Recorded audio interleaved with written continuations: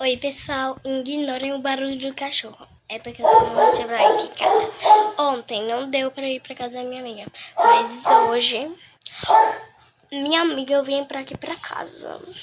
Uma menina que eu não gosto. Os amigos da minha mãe. Mas essa menina que eu não gosto não é um adulto, é uma criança. Eu não gosto dela, é muito chata. Aí, eu tô aqui, né? Esperando o povo chegar. Meu cachorro não para a boquinha. Aqui, ó. Vou mostrar pra vocês. Olha, gente. Ele tá furioso. Comentem aqui abaixo a nota pro meu look. Se vocês gostaram, né? Se não gostou, então dá um like e se inscreve no canal. Beijinhos. Tchau, tchau.